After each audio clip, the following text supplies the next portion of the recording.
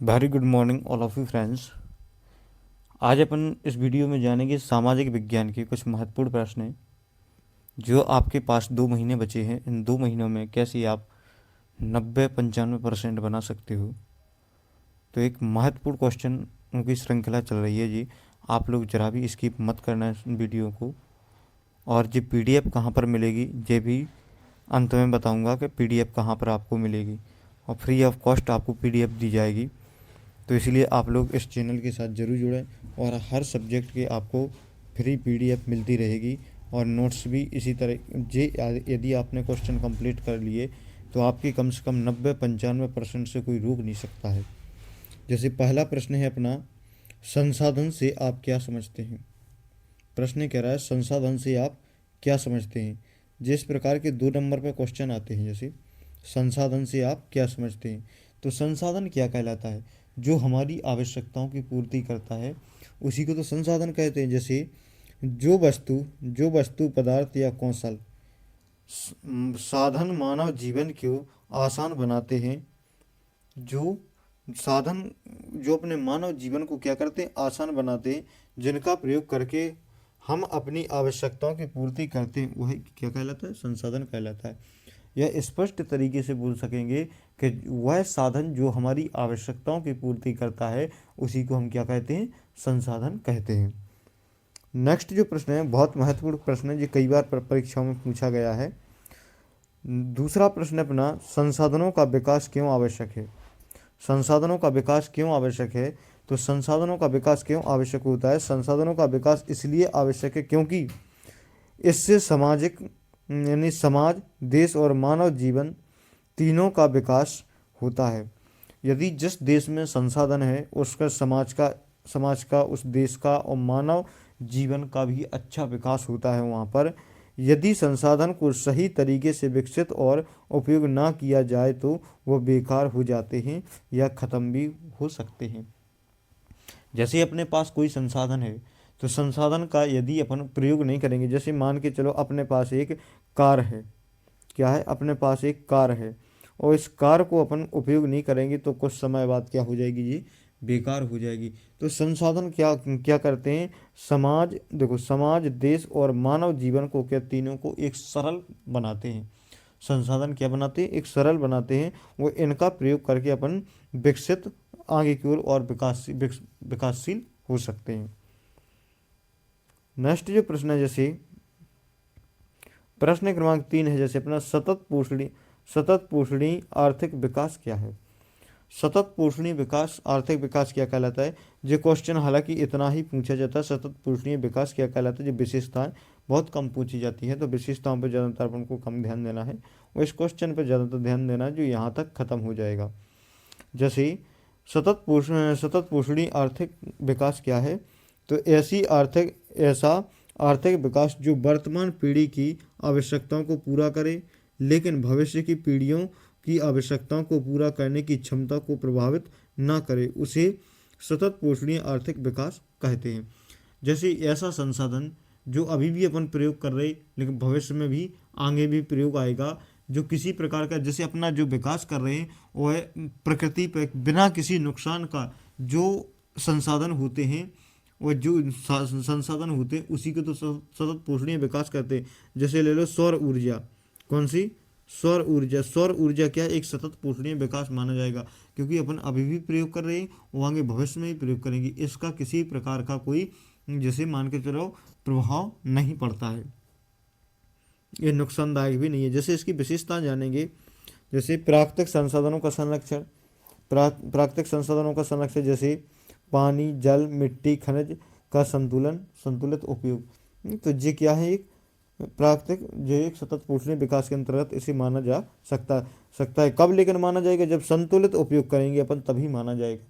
अगर यदि संतुलित उपयोग नहीं करेंगे तब नहीं मान सकते हैं अपन। पर्यावरण संरक्षण जैसे प्रदूषण कम करना, यानी वन बढ़ाना, वनों का जैसे वन रोपण ज़्यादातर करना, स्वच्छ ऊर्जा अपनाना, तो ये क्या कहलाएंगे, सतत पोषणीय विकास। नेक्स्ट जैसे नवीकरणीय संसाधनों का उपयोग, जैसे सौर ऊर्जा, पवन ऊर्जा, जल ऊर्जा, इनका सही तरीके से उपयोग करना एक सतत पोषणीय विकास के अंतर्गत आ जाएगा।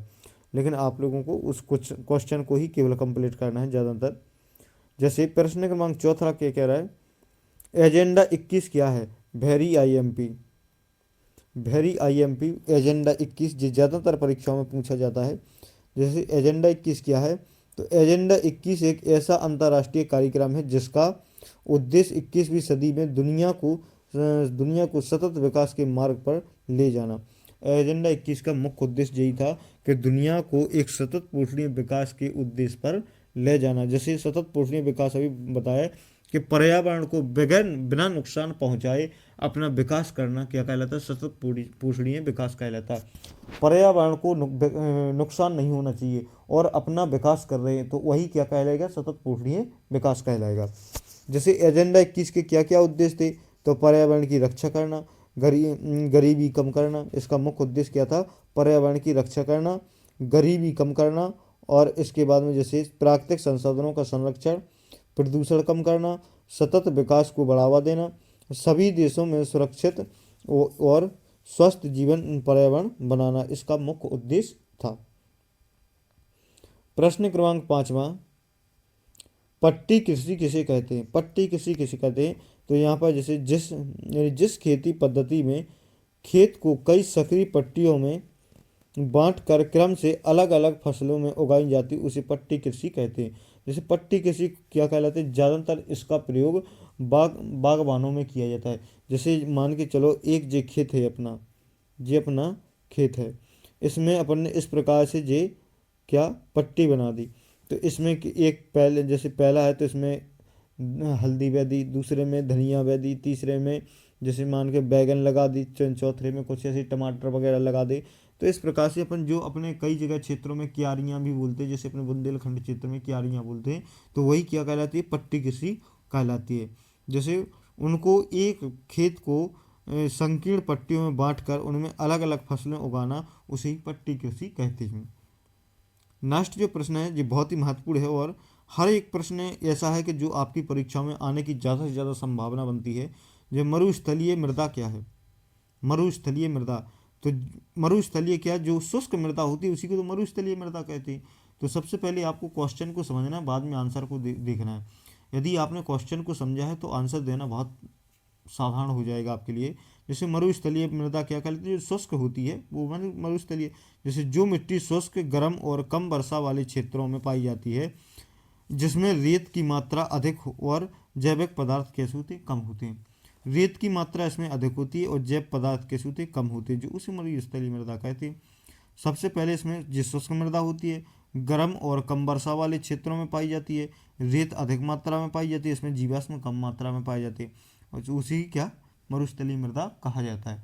बहुत सिंपल क्वेश्चन है, ज़्यादा कुछ क्वेश्चन भाषा भी नहीं है, तो आप लोगों को ज़्यादा से ज़्यादा इन लोगों को कम से कम 2-3 दिन में आप वीडियो देखिए तो आपको वैसे ही याद हो जाएंगे।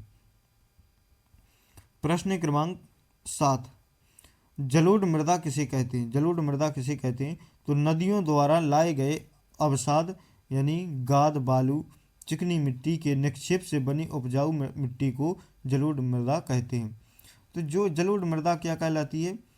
जलोढ़ जो नदियाँ वगैरह, नदियों से बहा करके जो मृदा आती है वो जो जम जाती है एक जगह, तो उसी को क्या कहते हैं? जलोढ़ मृदा कहते हैं। कौन सी? जलोढ़ मृदा कहते हैं।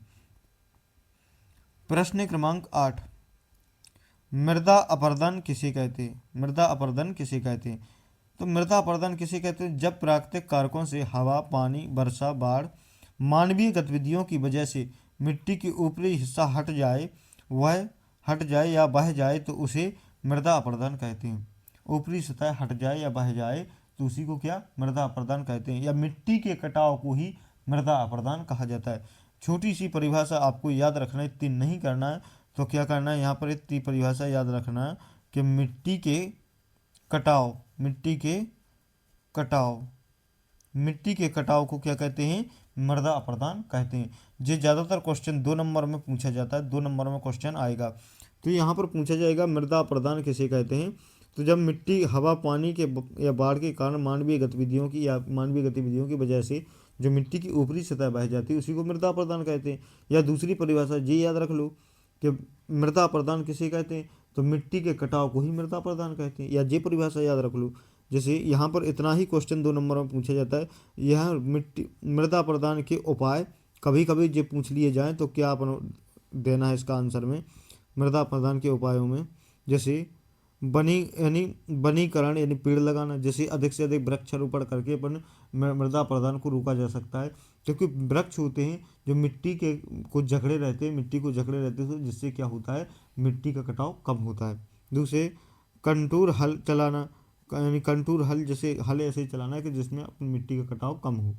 जैसे पट्टी कृषि करना, जैसे मान के चलो अभी हल जो बताया है ना, इसमें मिट्टी का कटाव कैसा होता है, कम होता है। जैसे खेत में किराइयाँ वगैरह बना करके कृषि करना क्या कहलाता है, पट्टी कृषि कहलाती है।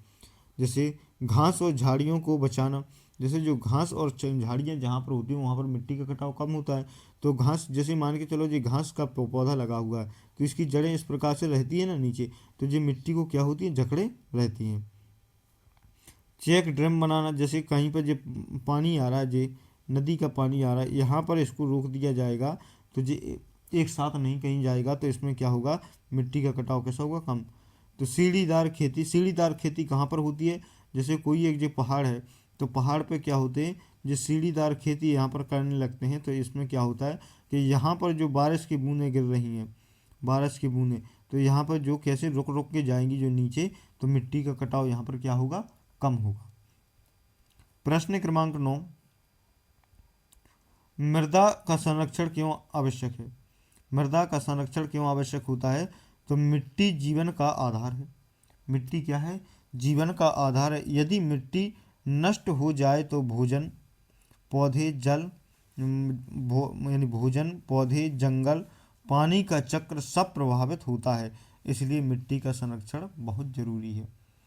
मिट्टी खत्म हुई तो क्या क्या खत्म हो सकता है, भोजन भी खत्म हो सकता है, पौधे भी, जंगल भी, और जिससे पानी भी, और जिससे क्या जो चक्रीय क्रम जो चल रहा है वह प्रभावित होगा। और चक्रीय क्रम प्रभावित होगा तो मानव जीवन या समस्त जीवों की जो जीवन शैली है वो किसमें खतरे में पड़ जाएगी।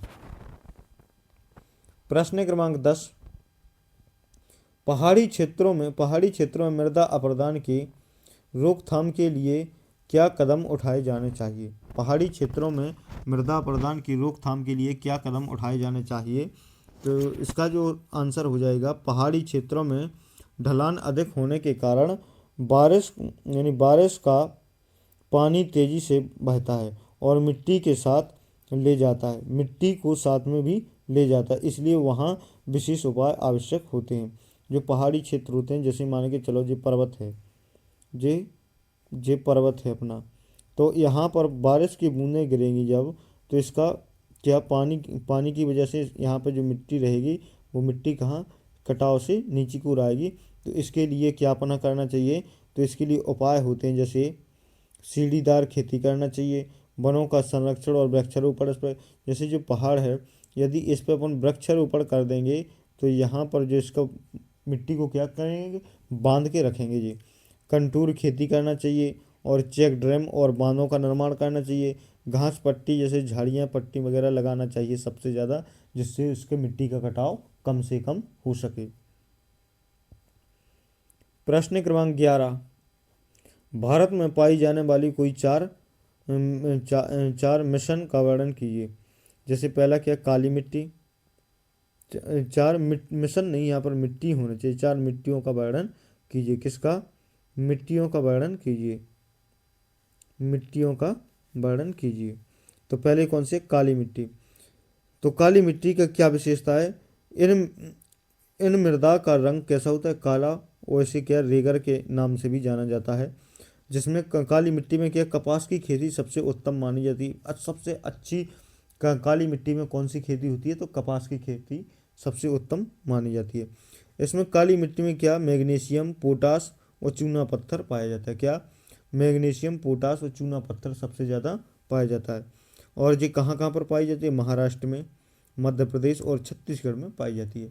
सर इसका याद करने का कोई ज़्यादा वो नहीं है, जितना ही बड़ा क्वेश्चन उतना ही याद करना सरल होता है। इसमें क्या देखना है, काली मिट्टी यानी इस मृदा का रंग कैसा होता है, काला होता है, उसे रेगर के नाम से भी जाना जाता है। और इसमें क्या यानी काली मृदा में कौन सी कपास की खेती के लिए अच्छी मानी जाती है। पहला पॉइंट हो गया। इसमें मैग्नीशियम, पोटास और चूना पाया जाता है। और ये कहाँ कहाँ पर पाई जाती है? महाराष्ट्र, मध्य प्रदेश और छत्तीसगढ़ में पाई जाती है। सिंपल तरीके से याद करो। कई बच्चे कहते हैं कि याद नहीं होता। याद करने का बिल्कुल साधारण सा, जैसे यहाँ पर है लाल मिट्टी, तो लाल लाल मृदा दक्कन के पठार के पूर्वी दक्षिण हिस्सों में अग्नेय चट्टानों पर यानी कम वर्षा वाली, जहाँ पर कम वर्षा होती है वहाँ पर विकसित हुई है जी।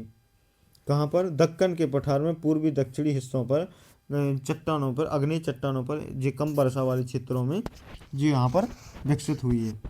इनमें लोहे तत्व सबसे ज़्यादा पाया जाता है। जो लाल मिट्टी है उसमें कौन सा तत्व पाया जाता है? तो लोहे तत्व सबसे ज़्यादा पाया जाता है। कहाँ कहाँ पर? उड़ीसा, छत्तीसगढ़ और गंगा के मैदान में ये पाई जाती है। उड़ीसा, छत्तीसगढ़ और गंगा के मैदान में ये पाई जाती है। सिंपल तरीके से। अब है तीसरे नंबर लैटराइट मृदा। 4 का बोला ना, तो तीसरे नंबर क्या है? लैटराइट मृदा। लैटराइट मृदा का निर्माण कैसे कैसे होता है? उष्ण कटिबंधीय और उपोष्ण कटिबंधीय जलवायु क्षेत्रों में शुष्क ऋतुओं के कारण होता है। किसके कारण? शुष्क ऋतुओं के कारण होता है। यह मिट्टी महाराष्ट्र और छत्तीसगढ़, पश्चिम बंगाल में पाई जाती है। कहाँ कहाँ पर पाई जाती है?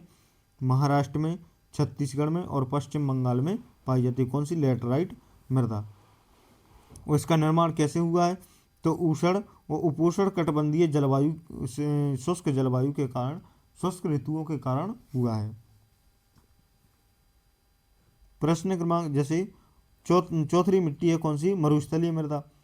तो मरुस्थलीय मृदाओं का रंग कैसा? लाल और यानी भूरा होता है, या भूरा होता है, यहाँ पर भरा नहीं, भूरा होना चाहिए था। यह मृदा आमतौर पर रेतीली और लवड़ीय होती है। कैसी? आमतौर पर यह मृदा कैसी होती है? रेतीली और कैसी? लवड़ीय होती है। शुष्क जलवायु और उच्च तापमान के कारण जल वाष्पन दर अधिक होती है, इसलिए इसमें नमी कम मात्रा में होती है। नमी कैसी होती है? नमी कैसी? कम मात्रा में होती है, तभी तो उसको मरुस्थल कहा जाता है। नेक्स्ट जो प्रश्न है जैसे अपना, चादर अपर्दन किसे कहते हैं? ये 2 नंबर में पूछे जाने वाले प्रश्न है। चादर अपर्दन किसे कहते हैं? तो जब बारिश का पानी जमीन पर पतली चादर की तरह फैलकर मिट्टी को बहा देता है तो उसे चादर अपर्दन कहते हैं। जैसे यहाँ पर जो पानी गिरा और पानी से जो मिट्टी का बहाव पानी के संग हो जाए तो उससे एक परत सी बन जाती है, तो उस परत को ही क्या कहते हैं? चादर अपर्दन कहते हैं। क्या कहते हैं? चादर अपर्दन कहते हैं। नेक्स्ट जो प्रश्न है, चादर अपर्दन, ये बहुत कई बार पूछा गया है। जैसे यहाँ पर जो नेक्स्ट प्रश्न है कई बार पूछा गया है, बांगर क्या है? बहुत महत्वपूर्ण प्रश्न है जी। बांगर क्या है? तो नदियों के पुराने जमाव से बनी ऊंचाई पर पाई जाने वाली पुरानी मिट्टी को बांगर कहते हैं। जो पुरानी मिट्टी है, जो पहले जलोढ़ मिट्टी होती है, जलोढ़ मिट्टी जमने के बाद में फिर इसके बाद में वो कई साल पुरानी हो जाती है, तो उसी को क्या कहते हैं? बांगर मिट्टी कहते हैं। नेक्स्ट जो प्रश्न है जो बहुत महत्वपूर्ण है, बांगर और खादर में अंतर कई बार पूछा गया है, तो इसका वर्णन नहीं है, इसका वर्णन आपको नेक्स्ट क्लास में दिया जाएगा। अब नेक्स्ट जो प्रश्न है जैसे अपना, पारिस्थितिक तंत्र क्या है? तो पारिस्थितिक तंत्र क्या होता है? तो पारिस्थितिक तंत्र वह जगह है जहाँ जीव और निर्जीव घटक मिलकर एक दूसरे के साथ रहते हैं और आपस में ऊर्जा और पोषण तत्वों का आदान प्रदान करते हैं। तो पारिस्थितिक तंत्र क्या होता है? तो वह जगह जहाँ पर सजीव और निर्जीव एक जगह रहते हैं, वो एक दूसरे को क्या कहते हैं? ऊर्जा प्रदान करते हैं, तो उसी को जैसे क्या कहते हैं? पारिस्थितिक तंत्र कहते हैं। जैसे मान के चलो जहाँ पर पेड़ पौधे लगे हुए हैं तो वहाँ पर अपने पशु पक्षी पाए जाएंगे कि नहीं? तो पशु पक्षी उनको जैसे पेड़ पौधों को खाकर अपना जीवन पोषण आहार ले रही है, और लेकिन जो पशु पक्षी का जो मलमा होता है, जो वहाँ पर जो मलमा जो खा करके वो वहाँ पर पोटी वगैरह करते हैं, उससे किसको मिल रहा है? तो पेड़ पौधों को मिल रहा है। पोषण वगैरह, पोषक तत्व तो पेड़ पौधों को मिल रहा है, तो एक दूसरे को क्या कर रहे हैं? प्रभावित कर रहे हैं कि नहीं? तो एक दूसरे को आदान प्रदान, पोषक तत्व आदान प्रदान करते हैं, उसी को क्या कहते हैं? पारिस्थितिकी तंत्र कहते हैं। प्रश्न क्रमांक 16, भारत में वनों को कितने भागों में बांटा गया है, इसे लिखिए। तो भारत यानी सरकार के प्रबंधन के आधार पर वनों को कितने 3 भागों में बांटा गया है। सरकार के प्रबंधन के आधार पर वनों को कितने 3 भागों में बांटा गया है। कौन कौन से? पहला है आरक्षित वन। तो आरक्षित वन कौन से कहलाते हैं? तो यह ऐसे स्थानीय वन क्षेत्र हैं जिनका रख रखाव इमारती लकड़ी और अन्य वन पदार्थ और उनके बचाव के लिए किया जाता है। इस देश के आधे से अधिक वन क्षेत्र को आरक्षित वन घोषित किया गया है। संरक्षित वन कौन से कहलाते हैं? जो रक्षित वन है ये 1/3 पे फैले हुए हैं और इसमें भी लकड़ियां वगैरह रखी जाती हैं, जो कुछ ज़्यादा कछु खास नहीं है। तो आप लोग इसको कंप्लीट करना। अवर्गीकृत वन, तो अन्य सभी प्रकार के वन जो बंजर भूमि पर और जो सब व्यक्तियों और समुदाय और सरकार का जिस पर स्वामित्व होता है उसे कौन सा? अवर्गीकृत वन कहते हैं। जिस पर व्यक्तियों का होता है, समुदायों का है कई जगह पर, और स्वामित्व का भी है यानी सरकार का भी है, तो वहाँ पर कौन से? अवर्गीकृत वन कहलाते हैं। प्रश्न क्रमांक 18, वन संरक्षण हेतु किए गए 2 आंदोलनों के नाम लिखिए। तो एक तो कौन सा? चिपकू आंदोलन है जो वन संरक्षण से संबंधित है, और दूसरा कौन सा है? बिश्नोई आंदोलन जो वन संरक्षण से संबंधित है। ये ध्यान रखना, चिपकू आंदोलन और बिश्नोई आंदोलन ये कई बार पूछा गया है, पिछली साल ही ये क्वेश्चन आया हुआ था। प्रश्न क्रमांक 18, वनों के 2 प्रत्यक्ष लाभ, वनों के 2 प्रत्यक्ष महत्व लिखिए। तो पहला कौन सा है? वनों से वन्य प्राणियों को संरक्षण मिलता है और वनों से इमारती लकड़ी और वन पदार्थ भी प्राप्त होते हैं, और जैसे जलाऊ लकड़ी प्राप्त होती है, वनों से हमें ऑक्सीजन प्राप्त होती है। प्रत्यक्ष लाभ में क्या क्या नहीं आ जाएंगे? वन बादलों को नियंत्रण करते हैं जिससे वर्षा होती है, और वनों से हमें जैसे मानकर जलाऊ लकड़ी, इमारती लकड़ी, फर्नीचर बनाने के लिए लकड़ियाँ प्राप्त होती हैं। तो वनों से ऐसे तमाम प्रकार के कच्चा उद्योग अपन को, जैसे कच्चा माल प्राप्त, वनों से हमें कच्चा माल प्राप्त होता है जिससे हम उद्योग वगैरह चलाते हैं। तो कई प्रकार के ऐसे हैं वनों से प्राप्त होते हैं। ये बहुत ही महत्वपूर्ण, हर एक क्वेश्चन इतना इम्पोर्टेंट है कि आप किसी भी क्वेश्चन को छोड़ नहीं सकते हो। बहुत ही ज़्यादा, इतने कि जैसे जिन पर 95% संभावना है वह क्वेश्चन इसमें कंप्लीट किए गए हैं, और आप लोगों को जरा भी स्किप नहीं करना है। और अंत में बताऊंगा कि आपको ये PDF कहाँ पर मिलेगी। जैसे अपना 19वां प्रश्न है, वन प्राणी संरक्षण क्यों आवश्यक है? वन प्राणी संरक्षण के उपाय बताइए। तो वन प्राणी संरक्षण, वन और वन्य जीव हमारे पर्यावरण का अहम हिस्सा है। वन प्राणियों का संरक्षण आवश्यक है क्योंकि पहले नंबर जैव विविधता बनाए रखने के लिए आवश्यक है। जैसे वनों में अनेक प्रकार के जीव जंतु या पौधे रहते हैं, यदि किसी प्रजाति या विलुप्त होना शुरू हुआ तो पूरे पारिस्थितिक तंत्र का असंतुलन बिगड़ सकता है। यदि एक को भी विलुप्त होना हुआ तो पूरे पारिस्थितिक तंत्र का संतुलन बिगड़ सकता है। क्योंकि जैसे मान के चलो, यहाँ पर बात कहेंगे कि जैसे मान के पक्षी कम हुए, बाज कम हो जाएंगे, तो चूहों की मात्रा सबसे ज़्यादा बढ़ जाएगी, क्योंकि बाज को खाने वाला कौन है? सबसे ज़्यादा चूहे। तो चूहे प्रकृति को सबसे ज़्यादा नुकसानदायक होते हैं। दूसरा है जैसे पारिस्थितिक तंत्र संतुलन। जैसे पारिस्थितिक तंत्र में हर प्राणी का पर्यावरण पर एक विशेष स्थान होता है, जैसे शिकार और शिकारियों के बीच संतुलन बनाए रखना जरूरी होता है। शिकार और शिकारियों के बीच में संतुलन बनाए रखना जरूरी होता है।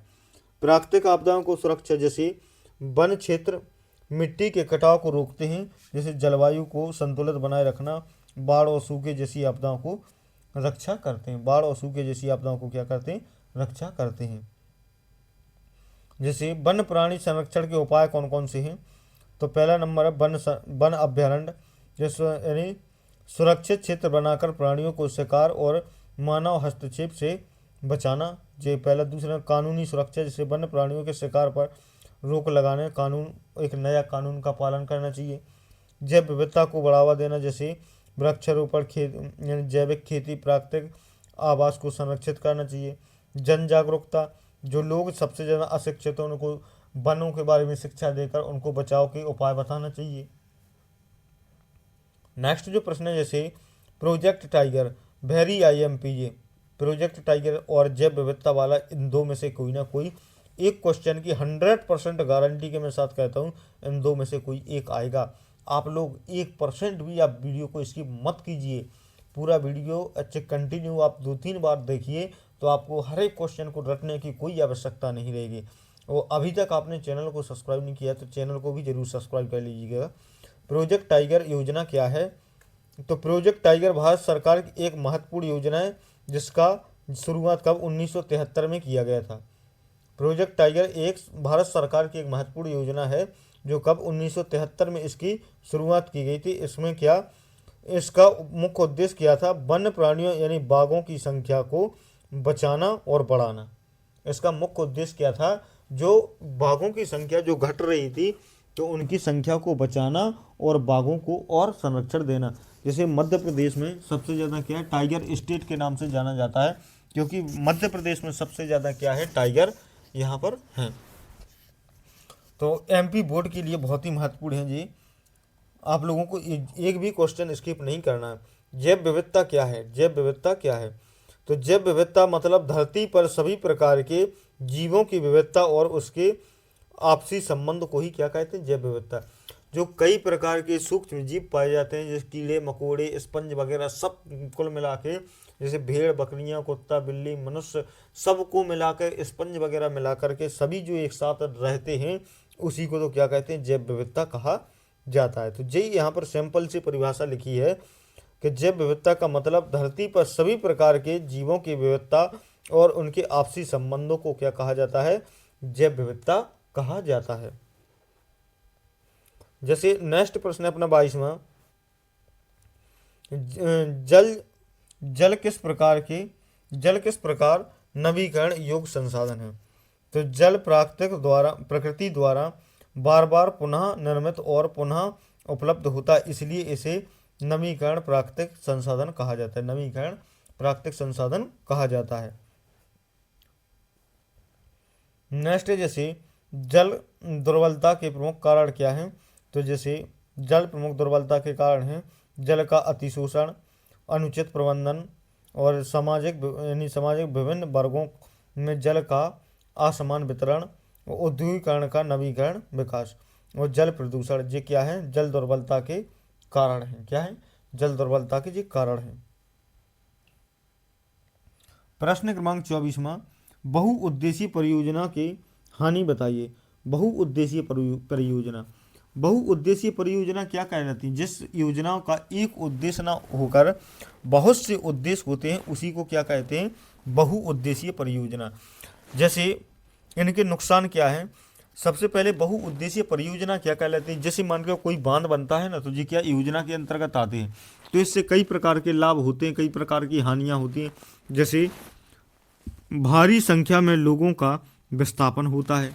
जैसे मान के कोई एक ड्रैम बना, तो वहाँ पर जो ड्रैम बना है तो वहाँ पर लोगों का, जहाँ पर ये बनेगा तो वहाँ पर, जैसे मान के चलो अपने आसपास में बना था सुजारा बांध, तो यहाँ की जो जनसंख्या थी वहाँ की तो वहाँ से भागने पड़ी ना। तो भारी संख्या में लोगों का विस्थापन होता है वहाँ से।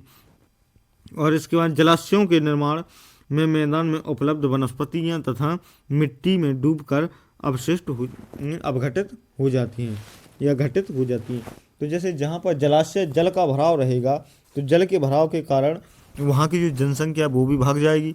इसके बाद में वहाँ की वनस्पतियाँ हैं वो भी नष्ट हो जाएंगी। और वहाँ पर सबसे ज़्यादा क्या रहेगा? वनस्पतियों का नष्ट होना, और वहाँ की जो उपजाऊ मृदा है वो भी क्या, वहाँ की उपजाऊ मृदा है वो भी क्या मान के चलो डूब जाएगी। जैसे बहुउद्देशीय परियोजनाओं के लाभ, बहुउद्देशीय परियोजनाओं के लाभ क्या हैं? तो जल की कमी वाले क्षेत्रों तथा अधिक से अधिक लोगों को पानी का पीना मिल जाता है।